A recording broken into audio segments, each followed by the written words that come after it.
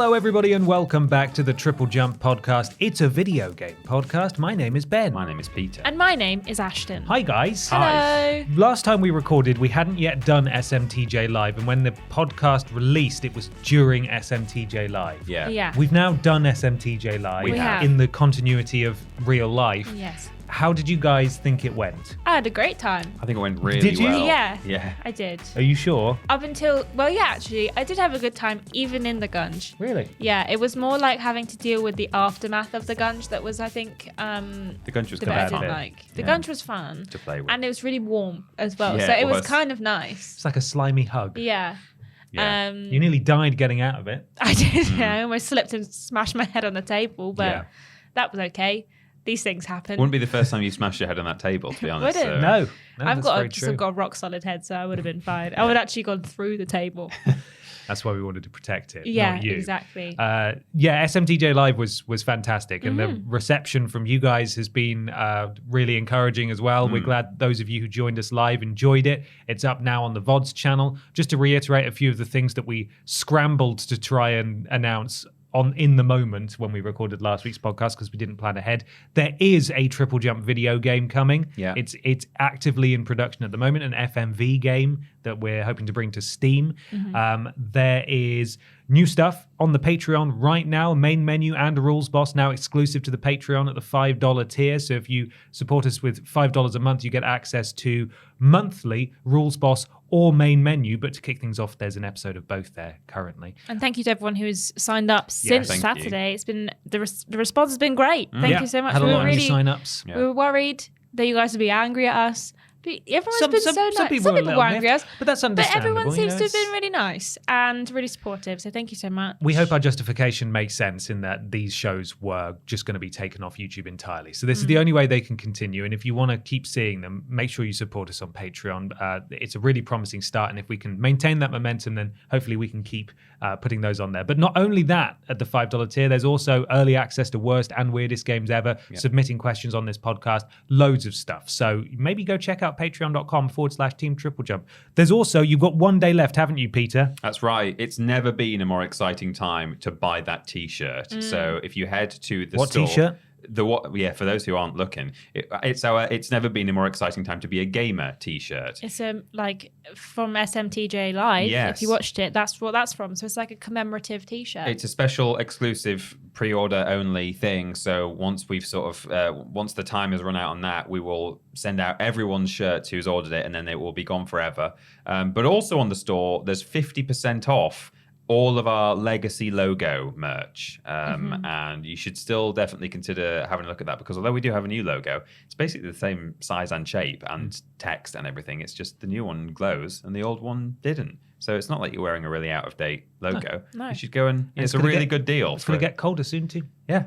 True. That's right. A couple of warm boys on there, Yeah, the a hat. hoodie and the hat as Yeah. well. So maybe go check that out. That closes at 23:59 p.m. UK time on Sunday. So if you're listening to this at the time of release, you've got about a day and a half if you're interested in going and nabbing one of those. It's Starfield time, everyone. It is. Yes. Starfield is here. Everyone's talking about Starfield. The reviews have been really good, but they've sort of been kind of all over the place, haven't they? Yeah. With a lot of people saying that it takes time to get started. But it is really a very exciting time to be a gamer, because conversation is just dominated on social media by the crazy things people are finding in Starfield, how far through it are you, and so on and so forth. It is actually going down very well, Yeah. it seems. Hmm. And We'll that's fun. we'll have a review corner on it today. Yeah. You can hear all about James Jenkins' thoughts. But before we get there, it's time to talk about this week's sponsor. It is. It's also weirdest games ever week, but you knew that. You've been what's going Haven't got on. there yet. We have I don't know if you guys know this, but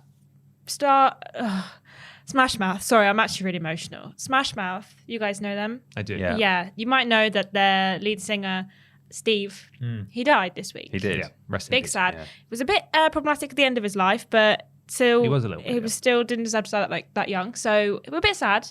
There's some great songs from Smash Mouth, iconic.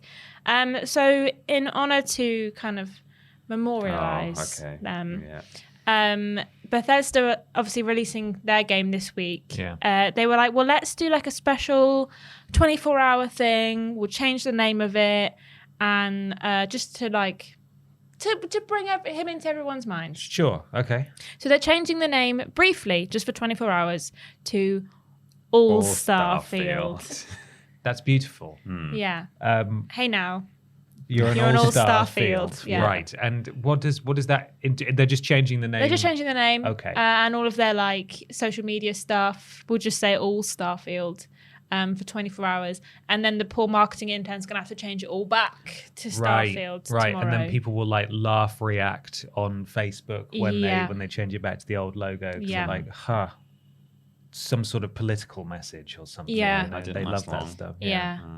Where's Straight Day? Where's Straight Field? That's what they'll say. What's International Men's Field Day? Yeah, exactly. But don't worry about that because we're not going to have any of that because it's not real. Oh, I mean, he did He's die. Still alive. But he did die, but they're not changing the name of Starfield for 24 hours. Rest in peace, Steve. It was Steve, yeah? Yeah, Steve Harwell is his name.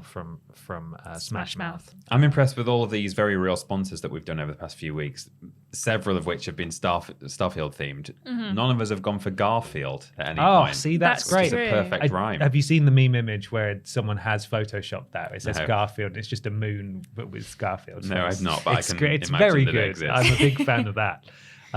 No, we're not sponsored by All Starfield. We are, of course, sponsored by our wonderful patrons over at patreon.com/Team TripleJump, where if you support us there, you can submit questions to this podcast and get loads of other rewards, as we have already discussed. Make sure you go to TripleJump to find links to everything, that being the YouTube, Twitch, Discord, Cameo, etc. The shop is triplejumpshop.com if you want to get one of these shirts or take advantage of the sale.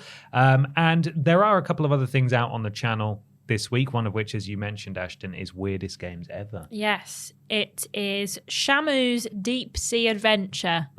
And it's weird. It's really weird. And it's not the narrative you would expect. No. Really? No. But it was a good one. That's coming out tomorrow for those listening at the time of release. So go check that out. If you're a patron, you've already seen it. Yeah, absolutely.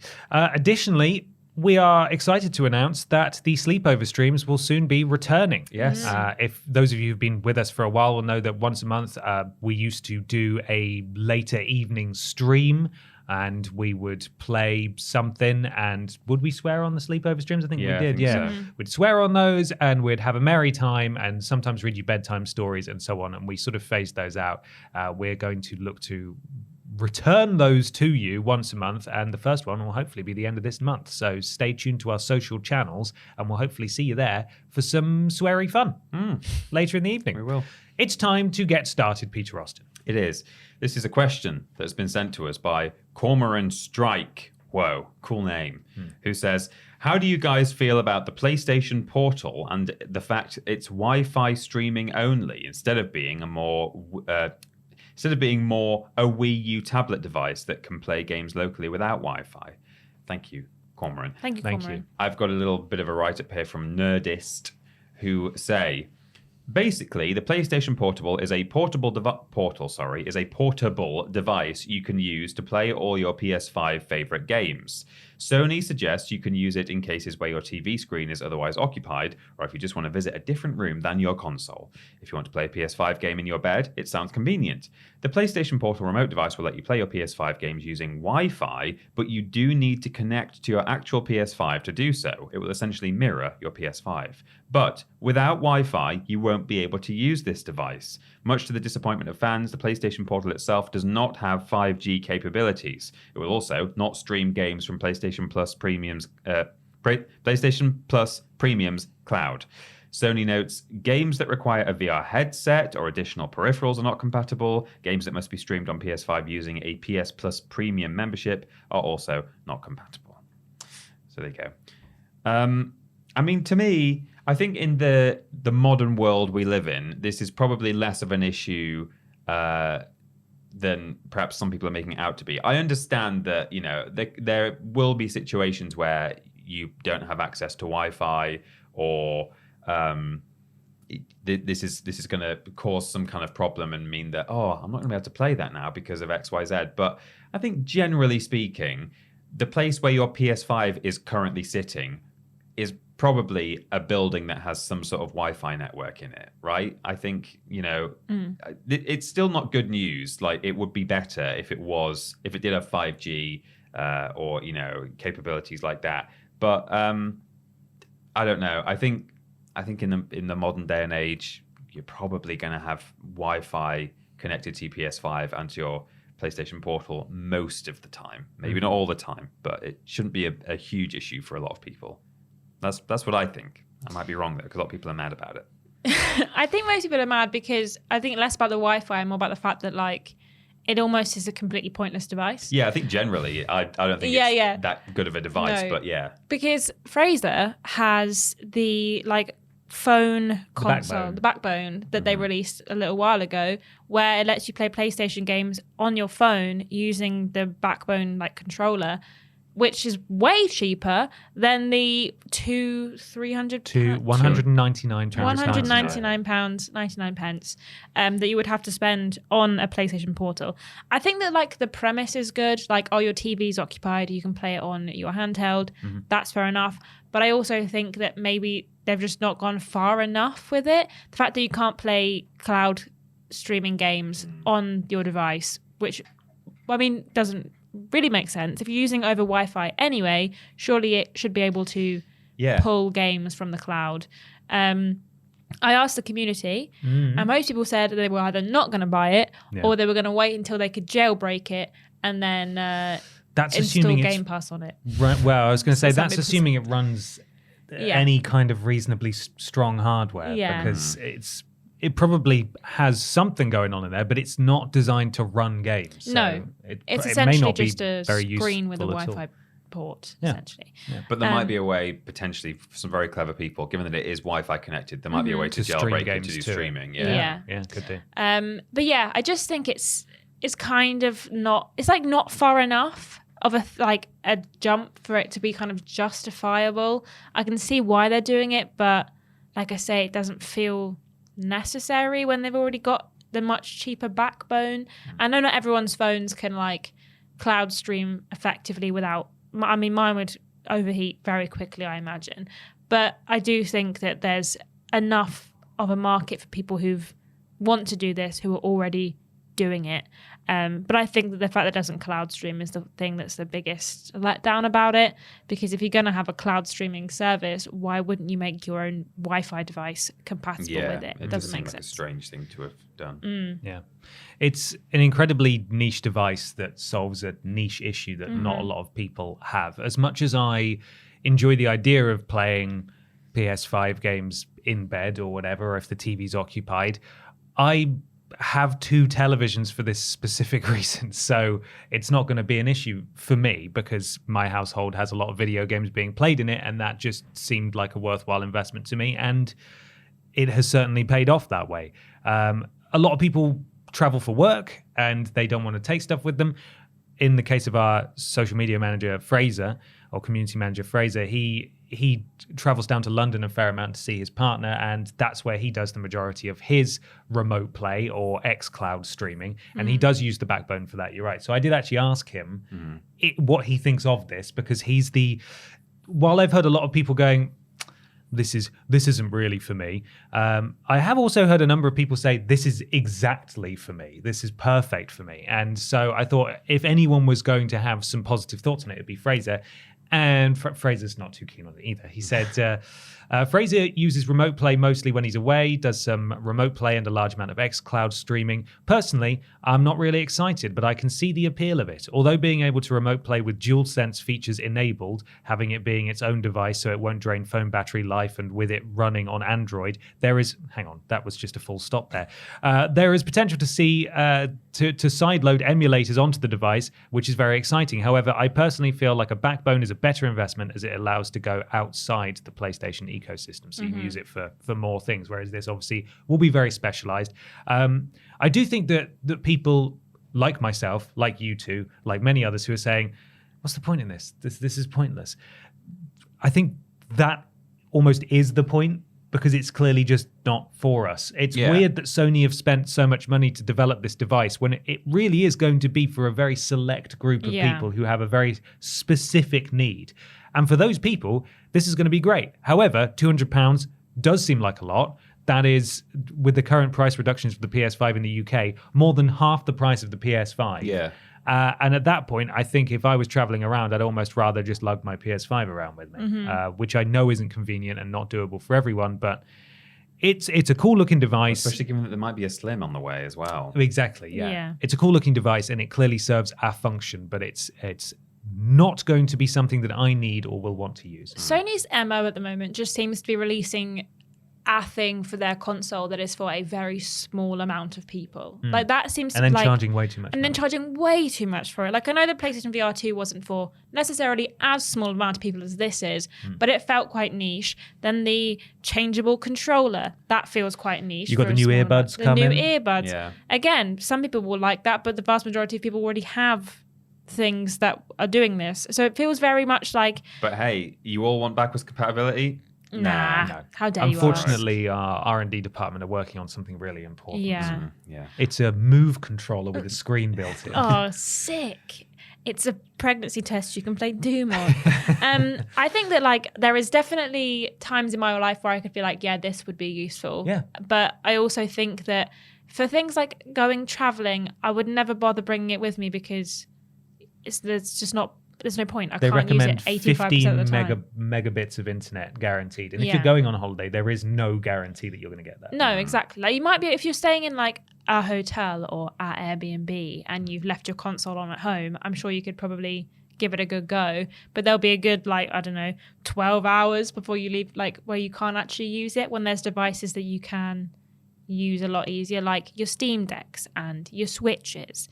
So it just feels like I say, half-assed. Like it doesn't feel like they've gone quite far enough with it where it feels like everyone will be able to use it. It's for a niche amount of people, and for them, great. But they've probably already got alternatives because they've waited this long. Yeah. It's a really cool-looking device, and I agree that it's a shame that it's an LCD screen rather than an OLED screen. But that's probably a way to keep costs down, even though this thing I think is way overpriced.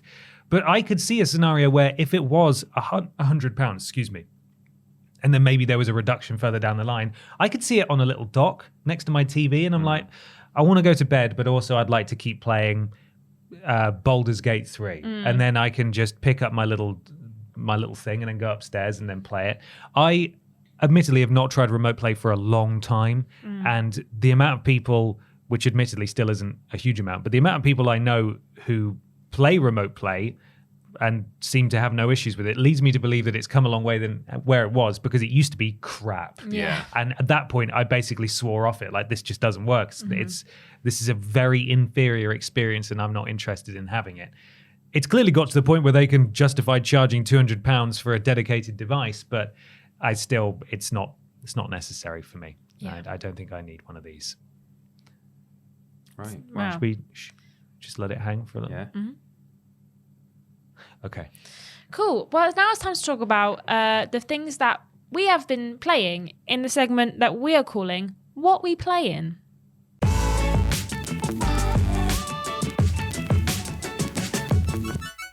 It's What We Play in time to talk about the games what we have been playing. Peter Austin. Yeah. What have you been playing?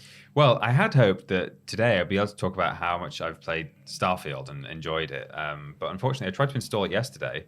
Turns out, so I'm a member of Game Pass now. It's very exciting. Wow. Welcome. Game Pass PC specifically, PC? because I don't have a console, Xbox console. But unfortunately, it turns out this is a bit of a known issue, a bit of a problem that people have experienced worldwide, which is that downloading games onto your PC via the Xbox Game Pass app, whatever it's called, the download speed can be really slow at times. And I checked my actual download speed on my computer, and it was fine. It was fast. And I was getting like 5 Mbps to download my copy of Starfield. So it took I just left it going last night. I don't even know how long it took in the end because I just left it when I went to bed. But it took many hours to download the game last night, which is a real shame.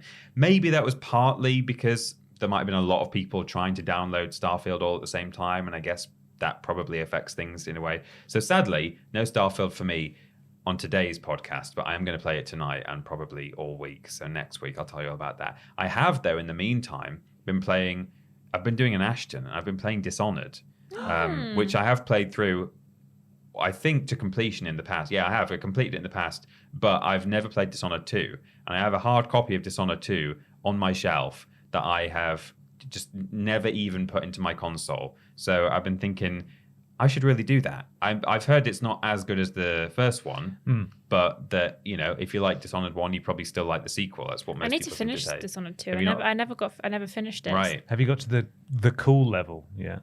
I don't know. The really clever one. I don't think so. Okay, you'll know when you get to it. Yeah. It's amazing. But I thought before I jump into Dishonored 2, I'm going to play Dishonored 1, partly to just kind of refresh my memory, but also because I really like that game. So I've been hanging out with Granny Rags. And How is she? She's all right, yeah. Just muttering to herself, making bird noises. She's having a good time. So I've been enjoying that. I really like the aesthetic of that game. I forget how much I like it and how everything is a little bit almost sort of cartoony, but not. You know, everyone's got sort of accentuated features. And then also, I'm not going to lie, for 2 evenings this week, I've just played The Unholy War on my PS4 emulator because it's its birthday in 2 weeks. It's going to be 25 years old. Wow. God, same age as me. Same age as you and Spyro the Dragon. And Toys for Bob, current developers of Spyro, were the original developers of Unholy War. And sadly, Spyro's getting a big 25 years anniversary on social media. Not looking for TUW. Now that is really strange, isn't it? Yeah. Why wouldn't they celebrate such a niche game? Such a niche dead game that no one even remembers. Most of the time when you see the discourse online, someone will post like a clip of that on some like niche PS1 game footage Twitter account or something. And almost all the comments you ever see on Unholy War footage or images is, oh, I forgot what this game was called, but I enjoyed this. No one knows what it's called because it is a bit of a rubbish name, It is to be a bit honest. of a rubbish name. So that is what I've played twice this week, and I'll be probably streaming it in 2 weeks' time for its anniversary. Amazing. But yeah, Dishonored is what I've been playing on my PS5. And then I've got Starfield as well, so I'll be busy next week. Ashton, what have you been playing? I've played some more Spiritfarer. I was waiting for Starfield to come out, so I kind of haven't been like diving into something new. But I've almost finished Spiritfarer now. The game goes on way longer than I thought it was going to be. Every time I'm like, I must be near the end now, and then it keeps going. And I'm like, oh, okay, we've got to save another person. Gotcha.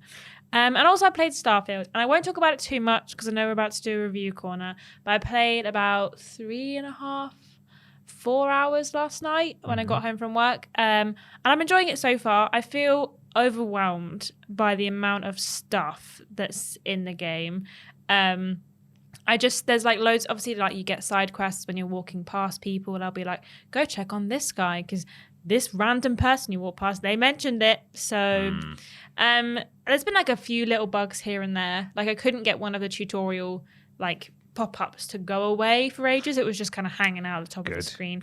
And at one point it told me about a guy that said, go talk to the guy under the tree. And I was like, there's not a single tree where I am. I'm very confused. And then it turns out he was in a different place. I had to just go find a different, yeah.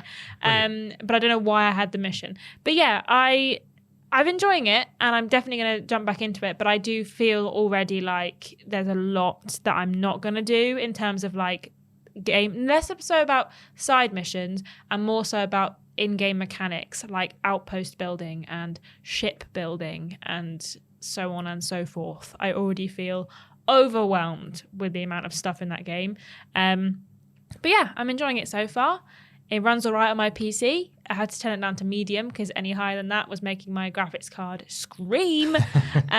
But yeah, I've been enjoying that so far. I saw a tweet, an X post. I saw a tweet from former colleague and nice boy Scott Tailford from What Culture, who said something like, this isn't spoilery, something like, I've looked at the trophy list for a main story mission, and he said something like only 18% of players or something had got this trophy so far. And he said that main story mission, which comes fairly early on, unlocks like quite a big gameplay component that like really sort of changes things. So perhaps based on secondhand advice, you might want to sort of do a bit of a beeline through the main quest to unlock whatever this thing is. Is this why? Because I know we shouldn't be talking much about it because I also haven't had a chance to play it yet. But I am curious if that is really why they've been hammering home hey, the game doesn't start until you finish the main story. Yeah. If there's actively gameplay mechanics locked behind it. Yeah. He said that one was early on, but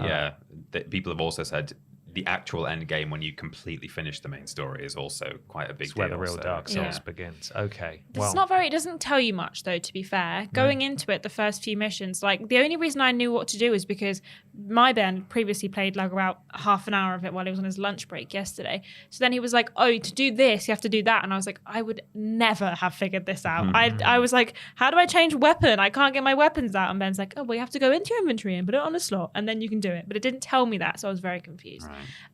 So the initial part of the game, sometimes it tells you about things, sometimes it doesn't tell you about nothing. So good. Yeah. Lots of Googling to come there. Yes. Classic Elder Scrolls experience there. So many people though seem to be really in many ways, because we've talked about it on this podcast before, how a lot of, especially the Elder Scrolls and to a certain extent Fallout as well, is that Western RPGs have come a long way since Skyrim came out, particularly with The Witcher.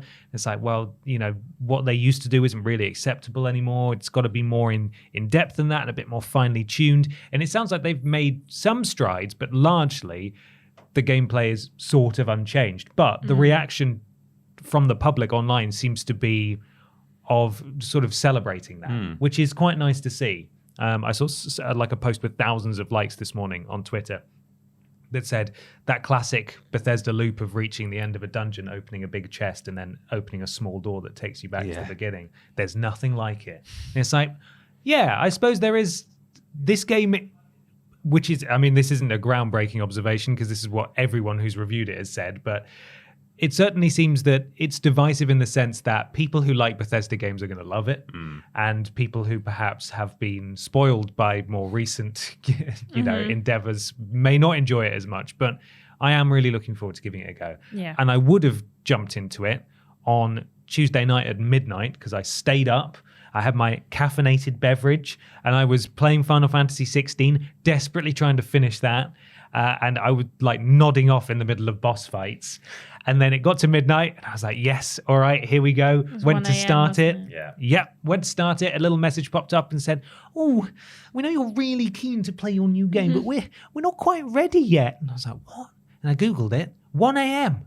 Why? Weird. Because that's not midnight for anyone. No. Except maybe Iceland or something. Is it because it's BST at the moment? I'm not entirely sure. Does that even make sense? I was not cross, but I did feel very sad because I was like, I'm so tired. In fact, it can't even be that it's BST because we're forward in time in BST. Yeah, it should have been 11 p.m. on Tuesday. Either way, though, that was my opportunity to play it, and I have not had a chance to play it since. Going back to that question we had last week about too many games to play, I am well and truly in that situation now where I need to finish Final Fantasy 16. I've just got Baldur's Gate 3 and Starfield, and I do not have the time. So by next week's podcast, I will have played some, but I'm not going to be able to touch it until Sunday, I don't think so. Also, I was wrong what I just said. It could actually, that would make sense. Oh, would it? Yeah, because it's like we're on the continent. So GMT midnight is 1 a.m. Western Europe. So yeah, that could be why it happened. They just set it to midnight at GMT and didn't think about the fact that we're in this. It was really annoying. Unless you're in South Africa, no one's on GMT at the moment. I was not really mentally in a place to even start it because I would have played it for about 20 minutes. Starting a game at midnight, no, I've got to go to work the next day. Well, the thing is, it felt quite poetic because I did it for Fallout 4 because I was really excited for that, and I pre-ordered that digitally through the PS4, and I was watching it count down until it unlocks, and I was like, I'm going to do it. I'm going to stay up and play it, and I played it until like 3 a.m. just building bases, and I had a great time, and then I had to go to work, and I was knackered, and I thought, I'm 31, I can still do that. I could barely make it to midnight. Microsoft were like, no. But we're not going to tell you yet. No. To be fair, they probably did tell people, but I just, woe is me. Shame on me for assuming that it was midnight, silly. Every other game. Yeah. What an idiot. So none of that, but I have been desperately trying to finish Final Fantasy 16. I think I'm right at the final boss now, but I have also been doing all the optional hunts, and I have got side quest fatigue in that game big time. Well, good news. You're going to get side quest fatigue in Starfield too. Well, yes, probably. However, I started off by doing all the side quests as and when they popped up because, after every main mission, a few more appear. and I would like listen to what everyone was saying, and I was like, okay. And then I took a step down from that to I'm going to read the subtitles, and as soon as I've finished reading your line, I'm going to skip your dialogue so I can get through this as fast as possible. To then it taking me far too long to realize that every single side quest is conversation, go over here, kill this thing, come back, more conversation, quest completed. And that's every single side quest. And so now I've reached the point where I am just pressing the pause button and skipping the entire conversation. So I've got no context. I'm just going to places and killing things, which is a shame because it seems like the final side quests they're meant to be sort of closing the, coming full circle on certain side characters and their arcs and things. I'm like, I'm done. Like I've completely mentally checked out the side quests in this game, which is a shame. But I am still enjoying it, despite that, and hopefully I will be done with it very soon. I am well and truly ready for it to be over now. I feel like I've been playing it forever. So Diablo 4 is another one I played a tiny bit of. I can't remember if I said last week that I have now seen the credits in that game, so I've finished the main story, and with everything else, all the other games, it's unlikely that I'll be going back to it anytime soon, but I may dip in every now and then. And that's what I've been playing. Good. Now it's time to head over to that spacey corner over there and talk about Starfield in Review Corner.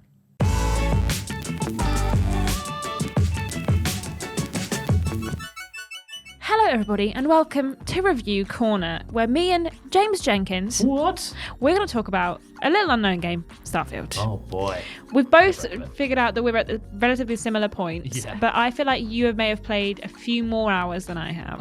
I've done a lot more like messing around and exploring and stuff, I guess, but yeah, we've essentially, like, I did land on like a couple of extra planets, but apart from that, it sounds like we've had sort of similar experience. How are you finding it overall? I am enjoying it. I feel a bit overwhelmed, which I did say during the podcast, with the amount of stuff that there is, but from what I have played and like the actual side quests and bits and pieces that I've done so far, I have really enjoyed it.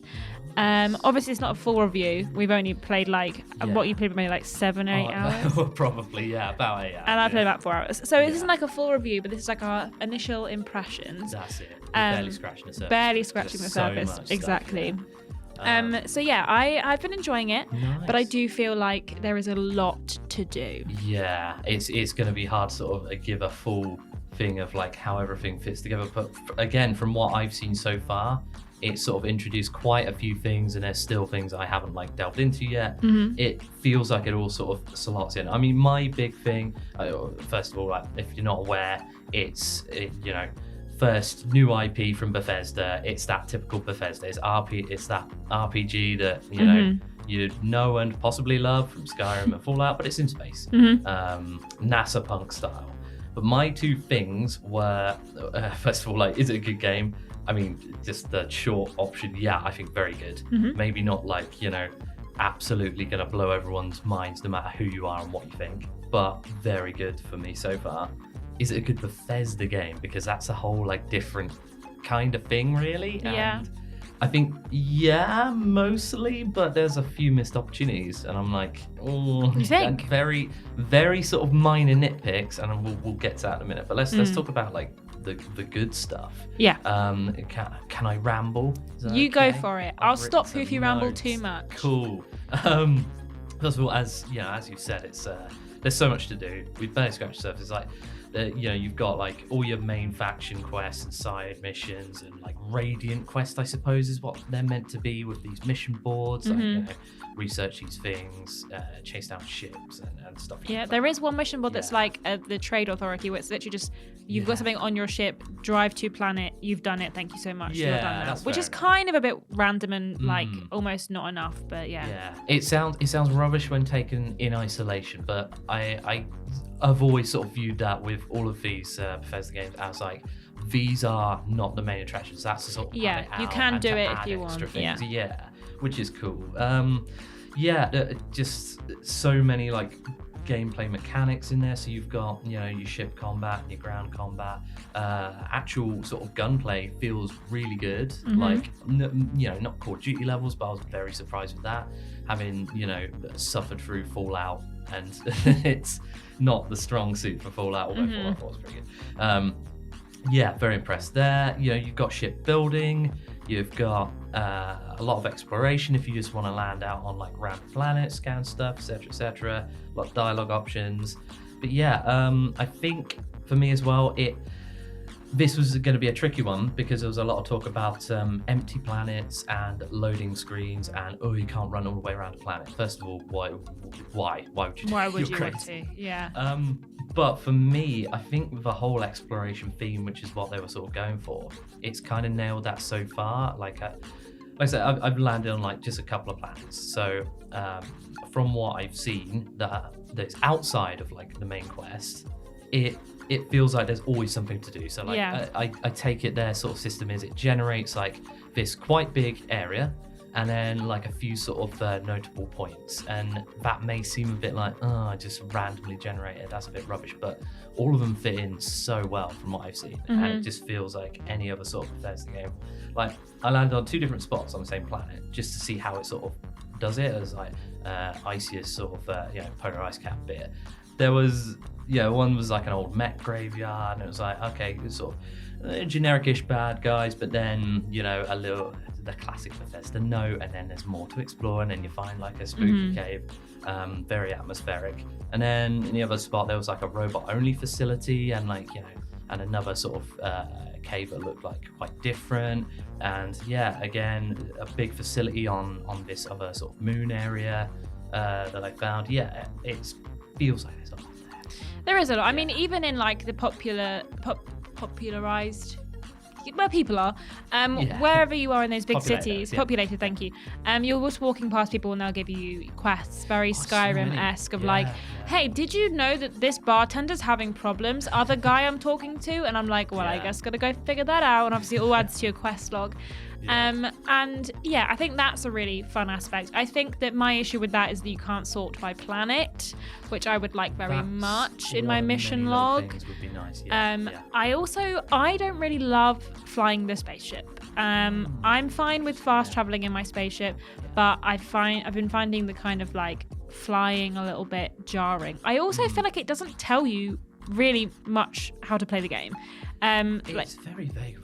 When you kick up, like, kind of at the beginning, you get into a little bit of a shooting match with some pirates, and I didn't know how to change weapon because I knew I'd picked up a gun, but I was still holding my like mining laser. And the only reason I figured it out is because my boyfriend had played ahead of me, and he was like, press this button, then this button. But there was a kind of a lot of aspects of the like inventory system and other bits of the game where I'm kind of feeling like I'm not that I want to be babied through it, but I'd like to be explained to a little bit more. A little bit clearer. And I think, so there is, I know there's like a thing that's like, on the pause option is help. I mean, that is literally just, if you want to read through the glossary, but I know what you mean. Like, I felt the same thing. It felt like it teaches you some of these things very briefly and then doesn't mention it again. Yeah. Very easy to miss. But yeah, like on that instance, I feel that's one of my biggest like nitpicks with this. It's even at the start, it's so menu heavy. There's a lot of menu navigation. Yeah, it's quite a lot. And I feel like it could have been streamlined in some way or another. And I think that does, again, mods have already apparently fixed it for PC for the inventory, which isn't great. Again, they're the same as Skyrim, I think Fallout as well. But hey, the issue for me with that is the space travel. Like you said, like I also don't mind the fact that it's loading screens and stuff, but I think there's a nice middle ground there, because my big problem is like I'm sat right in front of this big planet. I can't scan the planet unless I go into my menu again, my map system, and then press a button, unless there's a way I've not found of doing it. But that's a weird one. And then it feels like, because I've played a little bit of like Elite Dangerous and a little bit of No Man's Sky, not expecting it to be like seamless, and sort of nice middle ground where maybe the map comes up as an overlay rather than it feeling like you're going into the pause menu. I also have a problem with missed opportunities the map. In that when you're on a planet and you're like searching for missions, you can't see the area of the planet on your map. Like, it doesn't kind of come up, especially in the cities. I would just kind of like an idea of like where I am. And it doesn't have a city map. No, it doesn't have a city map. You can like zoom in and it says like show like planet surface, but that just shows you like the kind of the biome. It doesn't really give you an idea, which is those are my only problems really. Is that the menu feels convoluted, the map's not very clear, and I don't really like flying. But for the most part, like, I have enjoyed what I've played, and talking to people is interesting. I'm a space scoundrel, so I've got better persuasion. I went for the exact same thing. Oh my god, everyone I've spoken to has gone for space scoundrel, and I really like that you can pick traits and stuff before you get going. I was too worried about picking a faction before I went into it, because I was worried that like I would pick one that I didn't like. So I have parents. I also have a fan that currently lives on my spaceship. No, not the adoring fan. Yeah, and he lives on my spaceship, and he says nice things about me whenever I walk past.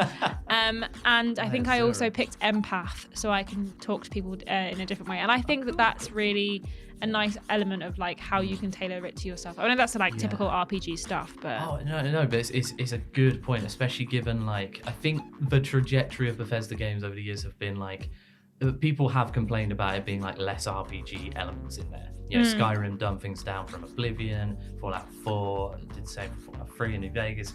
This is really cool, and it's a great sort of return to like that old school sort of RPG feel. I love that character creator in terms of like the options it gave you, and I almost went with Chef.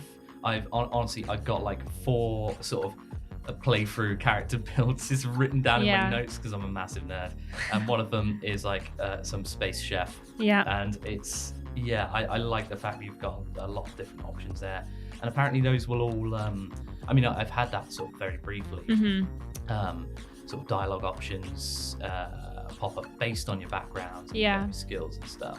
Obviously persuasion is a different thing. I'm big fan of that. I am coming off the back of like Baldur's Gate 3. I mean, I'm not even close to finishing that yet, so it's maybe some unfair comparisons in my own head with that, in that that has so much like variety, and it's obviously contained a lot more and a lot denser.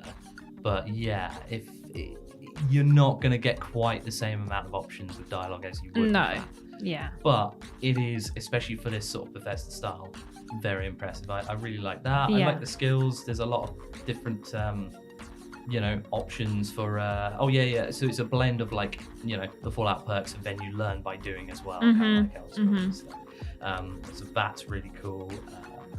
I really wanted to try out like, I forget what they're called, but they basically operate like, fear or calm from like Elder Scrolls, where it's like you can scare off an enemy. I have no idea how that's going to work. No. But I'm very intrigued by that. Yeah. And it's in terms of like other things I've sort of written down. I know we shouldn't sort of ramble too far, but like, the sounds, music, all of that, really cool. The actual like dialogue and like voice acting, I'm really impressed by. Yeah. It's so nice to like realize that the entire universe is not populated by just 6 voice actors. Yes. But it is populated almost entirely by human people. That's true. But that's one thing. We've taken over the entire universe. That's fine. Whatever. It's what we do. Yeah. But in general, Starfield, it's good. It's lived up to its expectations in the sense of, I think that like people had to temper their expectations because realistically it is still a Bethesda game. Yeah. But I do think that if you enjoy a Bethesda game and you like an RPG and you like space, then Starfield is brilliant. And I think people are going to get a lot of fun from it. That's right. Yeah, pretty much the same. It's like a lot of nitpicking or complaints about the game that we've seen online. That people are making it into a big deal. Like, I can't walk across the planet. Things are separated by loading screens. Those are annoyances to some degree, depending on what you're expecting and whatnot. But this is more of like, this is your Bethesda game in space. It's not like a space like sim. Yeah. It's and how they've done that is overall pretty damn good. I mean, I can't wait to see what mods do, because of course it's a Bethesda game. Mods are gonna push it. They're already happening now. Exactly. I love the fact that they fixed the inventory and stuff like that. Yeah. And overall, it's definitely worth. I mean, if you've got Game Pass already, so say obviously it's on Xbox, PC, but on Game Pass, like if you already got it, it's absolutely worth just a few hours to see if it's the right thing for you. But if you like Bethesda games, it is massive. There's a lot to do. you'll probably like it, I think. Yes, I think so too. Well, there we have it. There was our Starfield review corner. I'm sure there will be lots more discussion about Starfield in the next few weeks from all of us on What We're Playing. But for now, we'll send you back to the rest of the podcast. Bye-bye. It's time for question 2 now, which comes from Hannah O'Neill. Hi, Bap. With rumours going around that GTA 6 having a release price of $150, that's assuming that's just standard edition and not a deluxe or collector's edition, how much is too much when it comes to what we as gamers are realistically expecting to pay for one title? Loved SMTJ on Saturday. Love ya, Hannah. Love you, Thanks, Hannah. Thank you, Hannah. If GTA 6 costs $150, I will not be buying it. I will not. I refuse to support that as a business model. I don't care what. I would even feel the same if flipping Spyro 4 came out and they were going to charge me $150. I would value it at $150 specifically because I'm a huge fan of the series, and I would be tempted to get it in that sense. It would be worth that much to me, but I would be that pissed off that a publisher thinks that they can charge that much for a game that I would like to think I would boycott even that game. But certainly GTA, it is just complete. It's all just rumor at the moment, and maybe someone's got the wrong end of the stick and they've like heard about some deluxe edition and maybe that's got $150 price point and they've got their wires crossed. But until we hear more, it's difficult to say. But if this game costs that much, and I appreciate it's clearly got a massive budget. In fact, haven't they said it's got the biggest budget of all time? 2 billion. Yeah. Something. So, of course, they have to make their money back. But let's face it, they didn't struggle to make their money back with the previous game and with GTA Online. So they could charge a perfectly normal price or even just something a little bit higher. But $150, if they've basically doubled the price of the game compared to what you would expect from any other release of that size, I will be very cross. That's basically all I have to say on the matter, that I will not be paying that much. What is the maximum you think like you'd pay for a standard edition? In my mind, I kind of rationalize it of like, if it's more than a weekly shop, I can't justify buying it. That's the thing. It's the justification of it as well. It's like, even if it is kind of worth that much to you as an experience, it's like, yeah, but what else could I spend $150 on? Or however many pounds that is, 130 quid or something. Yeah. That practically gets you 17 inches of Venom, doesn't it? Yeah, it does. All 17 Gets you about experience. 17 all inches 17 of Dominoes inches as well. Almost. Almost. Yeah. Yeah, I mean, I would resent paying more than I think I'm already paying for standard editions. At my limit almost. Yeah, like a £70 game in my mind, I have to rationalize that as like, right, how much am I actually going to get out of this game? Like maybe for Spider-Man, I will pay £70 for it because I know that 2 people will play it and get a good, 30 hours out of it. However, I would be unwilling to pay more than that. If Spider-Man comes out and they're like, yes, £100 for this game, I wouldn't buy it. Categorically would not. I'd wait for it to come down in the sales or something. Because in my mind, I'm like, if you can't justify, if you're charging me £150 because you spent too much money on your game, that's not my fault. Yeah. I'm not going to pay off your bills. If you're spending $2 billion on a game and then you're charging me £150, you got me messed up. I'm not paying your bills. You need to budget better. That's what they always say to us. Don't get those avocado, don't pay for Netflix, and then you can buy a house. How about don't spend $2 billion or something, and then you can sell your game for a normal amount of money. I think people would buy it for £150, but that's because people are sheep. And they'll buy it because it's got GTA on the front of it. But I will resent them for the rest of my life and theirs if they paid £150 for Grand Theft Auto 6. Yeah. And if I'm not even going to get a cool watch, well, I'm not going to pay £150 for it. You're crazy.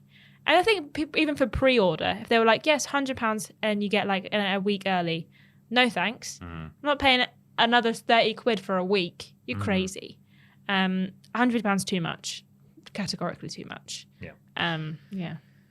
Barring the fact that if they did charge $150, they would immediately price out the majority of their player base. Yeah. Because it wouldn't even be a case of not paying that as a matter of principle. It would be a case of that being completely unaffordable to most people. That's right. Especially in a Cosy Lives. The fact remains that this rumored price is pure conjecture. Yeah. There is no source for this. This is precisely what we were talking about the other week with these rumors and how someone just makes up some bollocks and then loads of websites run with it. And only the respectable websites will say, okay, we're reporting on this because it's trending all over the internet, but just so you know, this is bollocks. Yeah. Like there is no verifiable truth to this whatsoever. This is one of those. And it came from the fact that the cost of development was rumored to be $2 billion. And people were saying, oh, well, how could they make their money back? And probably someone on a podcast said, I don't know, they could charge like $150. Yeah. And then people went, what? They're charging $150? And it's a game of the telephone game. And eventually everyone believes that it's going to be $150. There is zero proof for this. There is absolutely no proof. So you're going to want to, as Dextero have said, take this with a huge pinch of salt. I don't know why I struggled to say that. A handful so of hard. salt. Yeah, basically a bucket load of salt. This is another one of those stories that has no basis. But saying that, I do think it does bring up a good discussion about the price of games. And if this did happen, what precedent it would set for the rest of the games Because you're right, industry. Ashton. It would be so damaging. If someone asks the question, how much is too much? I was kind of thinking, well, sort of £70, really. Like, I was trying to think, like, how much further would I go? And I was like, would I go any further? I mean, I would for a few special things, perhaps, but it's already kind of where I really draw the line. Because when the prices started going up to like £70, we all talked about the fact that this was quite expensive, and it was like, is £70 a justifiable amount of money? And then with inflation in everyone's mind, it's just going to keep going up. And the thing is, people are going to keep buying the games. And if you buy a game for £150 because you're like, oh, well, not everyone will. Everyone who thinks like that's going to buy the game, and then suddenly all games are £150. I mean, there'll come a time when we're all paying £100 because that's just because of inflation. Like in some years' time, that's how much £100 will be worth. It'll be the equivalent of £70 today. But it's whether there's just a massive artificial spike like this. That's the problem. Someone's going to try it, and I hope it's soundly defeated. And I also hope that it's a game that isn't as significant as GTA 6, because that would just be. It would be greed on an unprecedented scale for a start, and also basically them throwing their weight around. Like, yeah, we know we are going to be the biggest game in the world once we release it, so we can charge $150. Yeah. And I personally resent that. I do also believe, as I said, that the vast majority of their existing player base will not buy it because they can't, and that's just the fact. A lot of people can't even, afford the £70 that we're paying currently. It's just too much. So unless it goes on some sort of subscription pass system, or there's like a tiered release where you can have a free-to-play version, depending on how far they lean into the online stuff, which we still don't know how integrated that's going to be. I don't think there's any truth to the $150, and if there is, it's a huge mistake. As a standard edition. As a standard edition, it's a huge mistake. Imagine if it was $150 for standard edition GTA 6 and GTA Online is separate. So it's $150 just for single player. And then £50 for online. That's even worse value, because most people play it just for GTA Online, and all I would be interested in is the single player. I would want to try that, and that's it. So yeah, bonkers. But also, this rumor is nonsense. So please ignore it. Hopefully, until we hear more information. Imagine if it's not. Imagine if it's not nonsense, and they come out being like, "Oh yeah, well you got us. It's going to be £150." Well, this rumor might be giving them ideas. That's the thing, because it's basically free market research. Because some clowns said, "What if it's $150?" And then it's spiraled out from there. Yeah. It'd be worth it, worth every penny. Madness. Hopefully it doesn't come to that. But it's time now. Something a bit strange. Something a bit weird. And it's also hot and happening right now. It's time for Weird News. Oh, hot and happening. Weird news.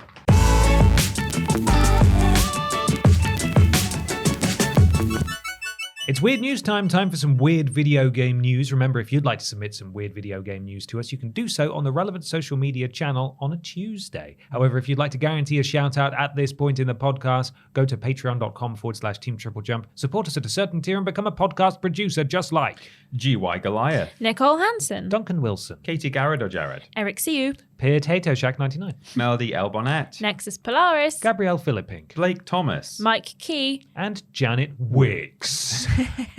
Thank you, podcast producers. Thank you, podcast Thank producers. you, podcast producers. A couple of new ones there, I think.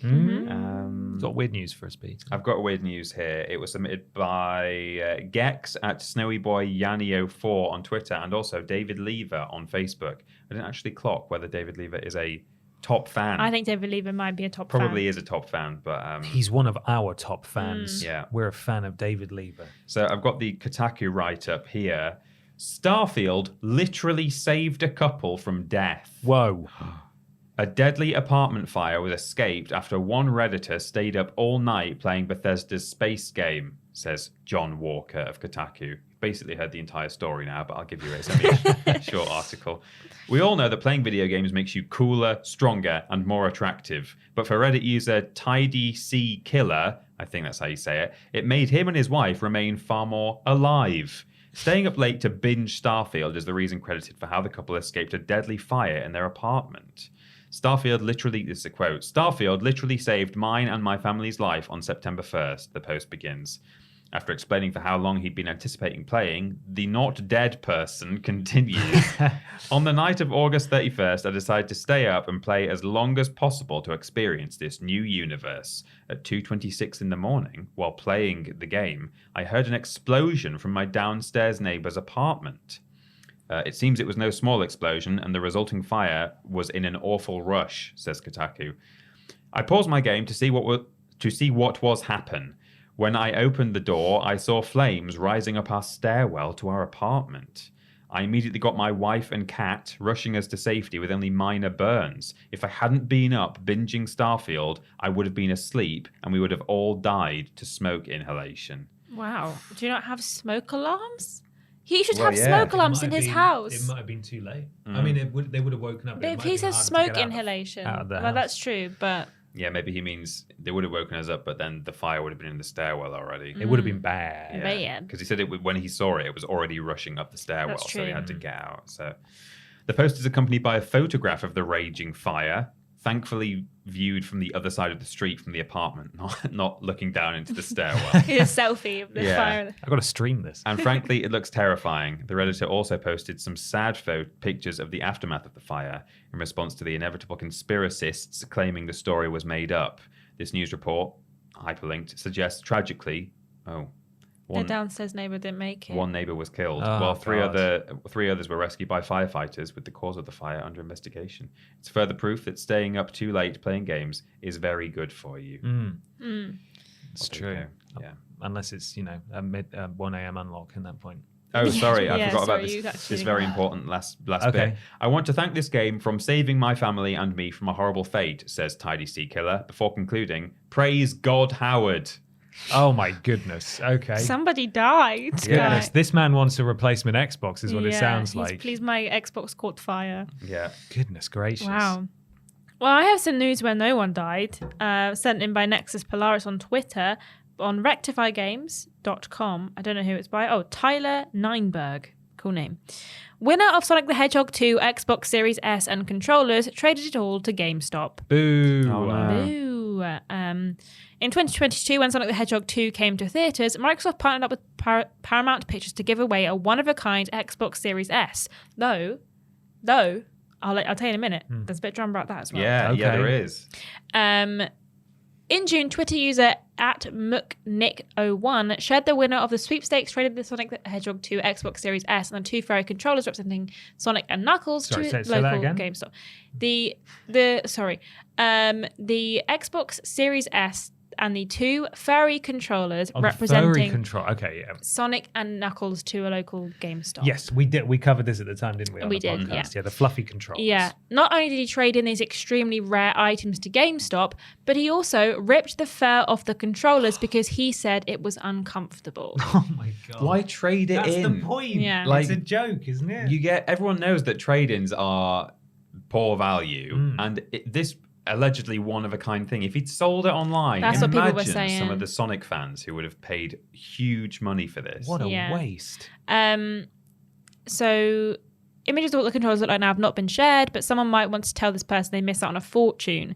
And then, so this guy tweeted that someone had traded it in because the winner traded it in.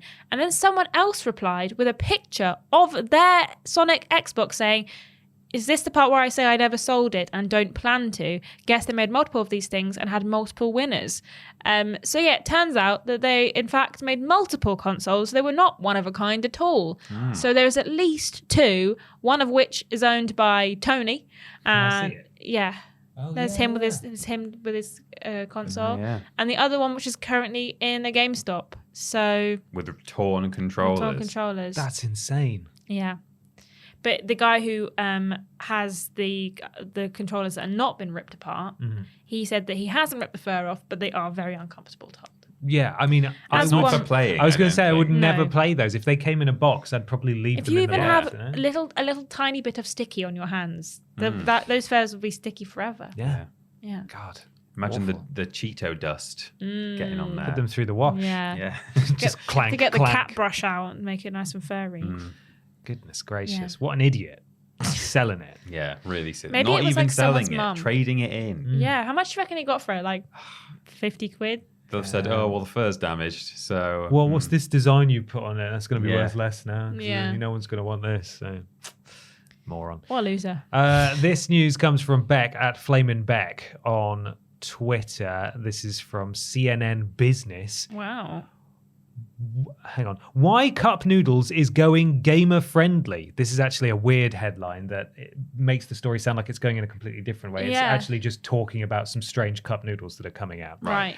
This is by Jesse Young and Yunko Ogura. Maybe they argued about what headline they should I have think there to cup work noodles together are on this. objectively already gamer friendly. Well, get ready. Okay. Because They're going to get even more gamer it friendly. gets worse. Okay. For dedicated gamers across Asia, late night sessions often mean chugging cans of Red Bull or snacking on fast food to stay awake. Fast food makes me fall asleep. I don't think this person's ever played a video game at night. It's CNN Business, they know video games. But what about the greasy fingerprints left on keyboards or the danger of keeping drinks near gaming equipment? Oh no! Tables don't exist. Noodle maker Nissin says it has the answer. Caffeinated cup noodles. Sounds What? disgusting. The gaming population in Japan is growing year by year, especially among young people, and the number is said to have surpassed 50 million, the company said in a Monday news release. To meet this demand, Nissin Foods is launching a new gamer-friendly product for the first time in its history from its flagship brands Cup Noodles and Nissin Curry Meshi. The caffeinated noodles will come in 2 flavors, garlic and Coffee. monster. No, and black and black pepper yakisoba, which contains shrimp, pork, egg, and cabbage, and curry, which uses a base of pork and vegetables. Both products are sauce-based and soup-free, it says, so there is no need to worry about getting your hands or peripherals dirty. I do like my noodles not soupy, so Yeah, me Making too. them the perfect meal in between game playing sessions, the release said. It added that the noodles were the strongest buff meshi, combining the words buff, meaning, or that's probably pronounced differently, meaning an increase in one's attack, defense, recovery, or movement speed in Yeah. a game. No, buff. And meshi, meaning meal. Very clever. The noodles will be released in Japan starting September the 18th, with the garlic and black pepper flavor priced at around $1.90 and the curry flavor sold at $2. But how is the caffeine in it? Is it going to tell Just in the me? ingredients. I think it's guess. just caffeinated, yeah. The news was met with enthusiasm. Go away, CNN. Go away. Was met with enthusiasm from some Japanese users on social media. The most powerful buff meal for gamers containing the ingredients of an energy drink, one wrote on X, previously known That's as not- Twitter. Sounds just not so positive. No gross. liquid in it, so no need to worry about an unexpected accident. I have to try this.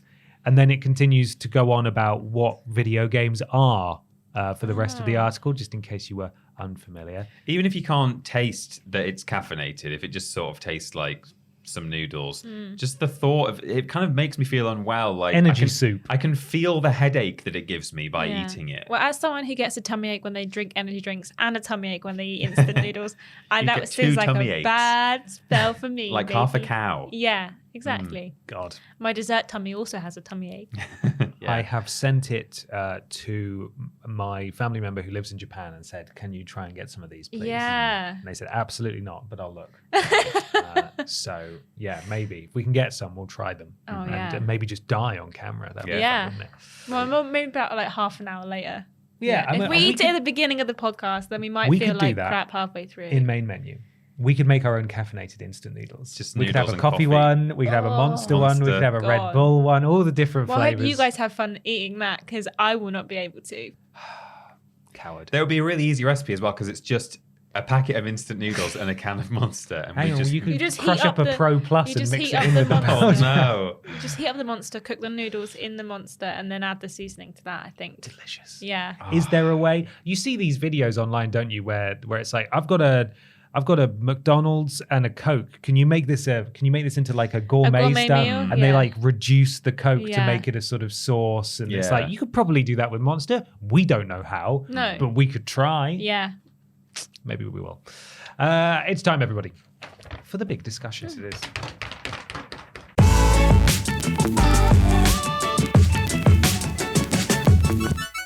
It's big discussion time for the big video game discussion that this week comes courtesy of Sputnik. And Sputnik says, US-based TV and film actors have been on a well-publicized strike since the 13th of July, and its impact is starting to have an effect on Hollywood. It is now being reported that US-based video game voice actors are looking to join this strike action, wanting an 11% increase in pay rates. The last time video game voice actors went on strike back in 2016, it lasted 11 months.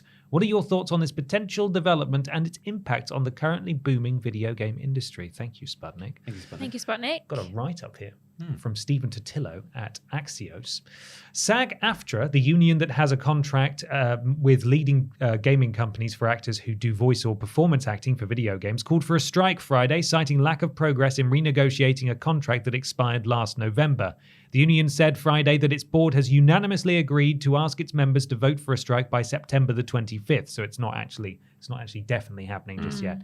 The union is calling for a retroactive 11% wage increase, on-set medics for hazardous performance capture, and protection against the use of generative AI to replace working actors. While actors who contribute to video games seldom appear as themselves on camera in a game, they regularly They regularly lend their voices to game characters. Many also have their facial and body movements captured to animate the roles they portray. Actors have been sounding alarms about the potential for generative AI to clone their voices and speak lines for them without them getting paid. Do we have to remind everyone that Troy Baker literally said it was all right? Yeah. Yeah, he did do that, yeah. Yeah.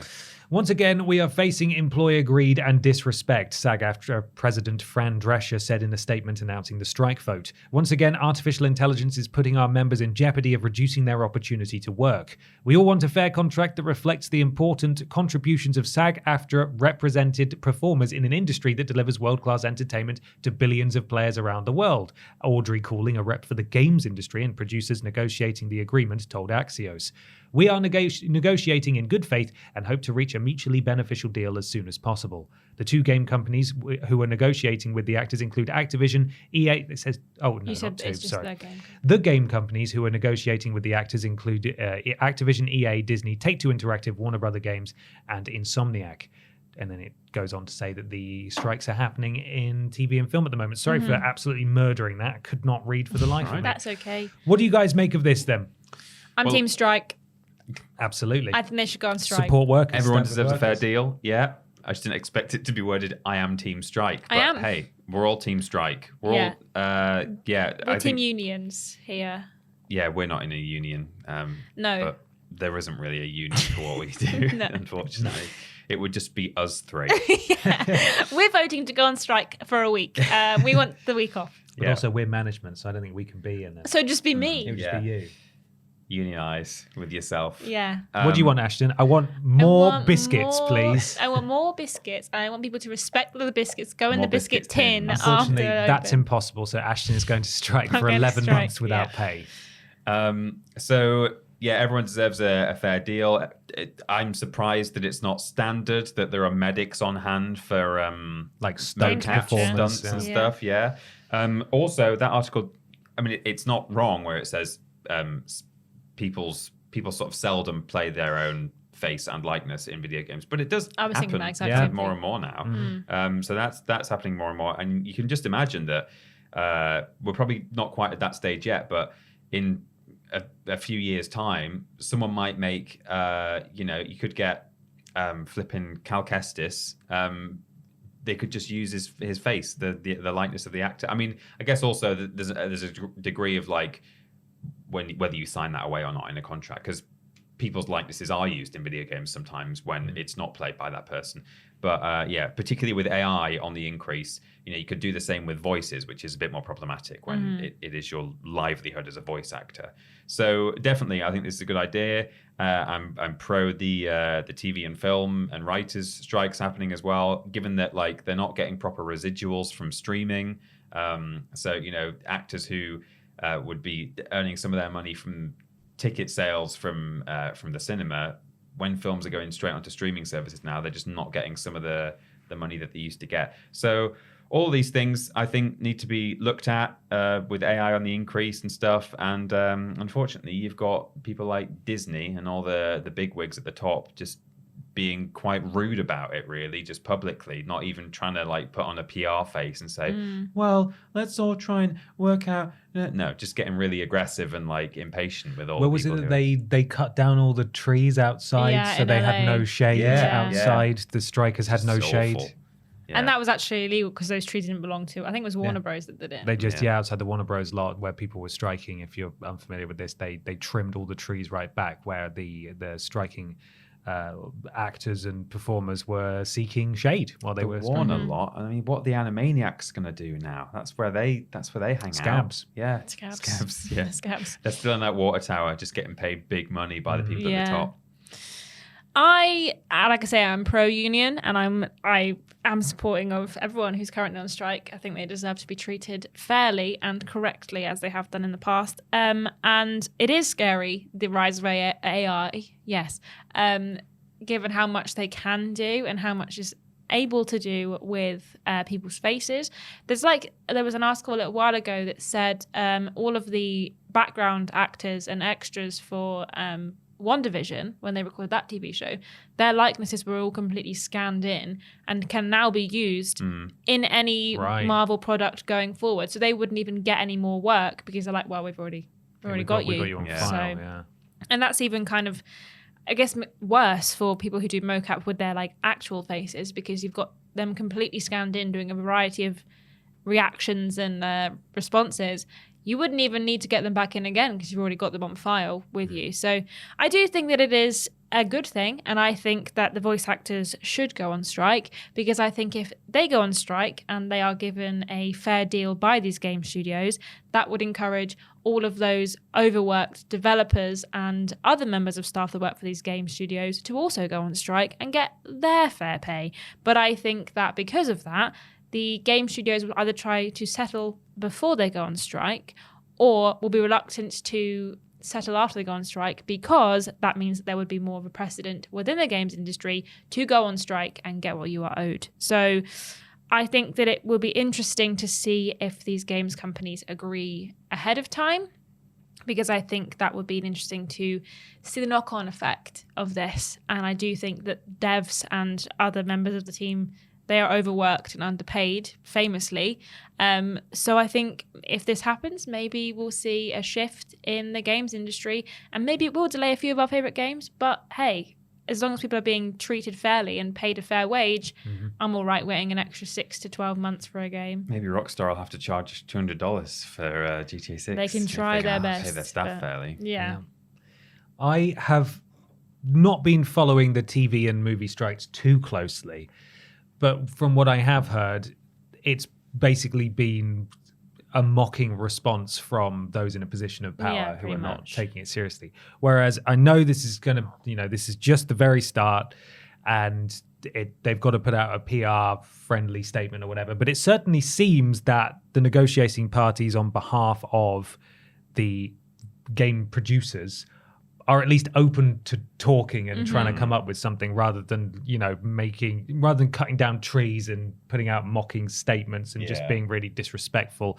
AI, obviously, we've talked about quite extensively on this podcast, and that is of great concern, understandably, to people who make a living by doing that sort of thing. Companies will always be looking to take shortcuts, and of course, there will be smaller developers who can't necessarily afford to bring in big talent or whatever, but there are people of all experiences who can fill those roles, and almost any budget. A lot of people who are looking to get their start or who just want to be in a game will probably do it for free. I'm not saying that they should, But the point is, if there is a solution for using AI to generate voices for your game, you should probably take that, because it's just going to reflect poorly on you, even if you do not have the budget to do it. There's always a solution, and these bigger companies who have billions of dollars have no excuse, because it is literally, it's not even a money saving effort. It's just, how much more money can we get? Which is a story we hear more and more these days in all facets of life. What I'd be interested in, though, is if the strike does happen, how it will actually play out in terms of game development. Because unlike TV and movies, which actors are integral to at every stage, apart from post-production and writing. Well, even with like pickups in post-production and, like reshoots and things, they're kind of part they're of that. needed all the way through. Whereas in video games, while actors are obviously really important to most video games, the vast majority of video game production isn't recording the actors. It's making the game. So while there will be some delays, I don't know if it will be quite as damaging as it would be in TV and film. I think it will depend on, like, we might see a shift in the kind of games we're getting. I think we maybe get less mocap games because they wouldn't be able to do that. And I think that we'd maybe see a shift in the accents of the voice actors, because this is the American Guild, which means that any British or European actors are not technically part of this strike. And I mean, if they do jobs that were initially intended for these American voice actors, they will be scabs. But if the games company just says, oh, well, actually, we're just, we always record in England. So we're actually just going to hire English actors for this role because we always intended these characters to be English. And you've got no proof otherwise. So we may see a shift in... I admittedly don't really know how it works when it comes to that. Like, how are you meant to so track like, it solidarity, through? So yeah, sometimes it's solidarity, but there's like things like, so the Game of Thrones, A House of Dragons, that's still shooting in England because it's an English an English production company, English actors who are not part of SAG-AFTRA because they're not technically an American actor. So it depends. There's like all the rules, and you can get exemptions. So if it's like so this might be the bigger companies, but if you are a smaller or an indie development studio, you could say, can we still hire actors to be in our show? And they'll be like, well, because you are willing to meet our terms, voice actors can go and work with you. So there are certain exemptions, and there will maybe be a shift in, I think, the kind of games we'd get if we were to go on strike for 11 months. I think there would maybe be like a good year where we'd get like a different selection of games. But like you say, things happen later on in the process for most games. So there maybe wouldn't be that affected, but we just might see more delays. Yeah. But the thing is, although you're right that, it's a smaller part of the development time to have that work done, if there is just an end-to-end, say, 11-month strike, it's sort of irrelevant how much of that 11 months would have been spent with voice actors. Even if it was like only a single day's worth of work, that person is not going to be able to act in any of that 11 months. So we're still going to have to wait until the 11 months is up, whether or not they would have been doing one day or 12 weeks of work in that time. It's very true. If they do strike for a year, that's a year without any games being able to, US games where the people who are part of the SAG-AFTRA would be able to be in games, I suppose. But what I meant was that certain games may end up being unaffected. There will be a knock-on effect. That's already been recorded. Yeah, stuff that's already been recorded or stuff that's in pre-pro. It's not going to grind the games industry to a halt the same way that it is affecting TV and movie. But there will be an effect. So maybe we'll get a rise in silent protagonists. Maybe. We'll finally get what we want. Less talking protagonists. Yeah, could be. Just like Starfield. Yeah. Who knows? But yeah, absolutely all the power to them if they decide to strike or vote to strike. And the AI stuff, I think, not being a part of that job pool, the AI stuff would be the thing I'm most worried about, for sure. So hopefully if a precedent can be set where AI is basically banned from generating these people's faces in perpetuity or using their voice and generating voice lines from them, then that will be a huge victory and a landmark victory that may actually have an effect on the existing TV and film strikes, because they're worried about similar things, aren't they? Would it be the same, if someone took our voices and were like, they sacked us and they're like, we don't actually need you to Yeah. record any voice listening. We're just going to use your voice because you recorded enough of a variety of stuff. We just don't need it anymore. Yeah. It's no different than, that can happen to any YouTuber, and it has happened previously. So don't do that. Don't like it. No thanks. Yeah. Keep your AI out of our business. Thanks. It's very impressive, but let's use it the right way, please. Yeah. Not to deprive people of work. So Yeah. there we are. Of course, you can let us know what you thought about all the things we discussed today. My brain is just not. I tell you what it was. You need some caffeinated noodles. I need my caffeinated noodles, and it was because I stayed up until midnight on Tuesday. Yes. And now I'm sleepy, and it's a day later, and I'm still sleepy. Stayed up till 3 a.m. I wouldn't be here. Game, I'd be sick. You'd be dead. I would be sick and dying. Yes, make sure you let us know what you think of all the things we've discussed today in the comments below and in the various other places around the internet where you can find us just live. Just like youtube.com and twitch.tv/Team TripleJump. All of our videos go out on YouTube, and almost all of our streams go out on Twitch, apart from on special occasions. But mostly we're on Twitch, so go over there to look at those. Brilliant. If you want to go to our Twitter, Facebook, TikTok, or Instagram, we're Team TripleJump on all of those. And if you want to join our Patreon to catch up on the new main menu or any of the VODs without any interruptions from SMTJ, why not go to patreon.com/Team TripleJump. Yes, triplej.map is our website. That's where you can find links to everything that we do. And why not leave a 5-star review on your platform of choice? It helps something to do with Al Gore's rhythms. Make sure you go to triplejumpshop.com, take advantage of that sale, and get this shirt pre-ordered before it's gone forever. It's never been a more exciting time to be a gamer. Never, everybody. ever. Never, ever been a more exciting time. And go watch the VOD for SMTJ Live now on our VODs channel. Right. Just enough time, Ashton, to talk about this week's sponsor. In memory of Steve Harwell, the lead singer of Smash Mouth, Starfield have changed the name of their game for 24 hours and they're calling it All-Star Mouth. All-Starfield.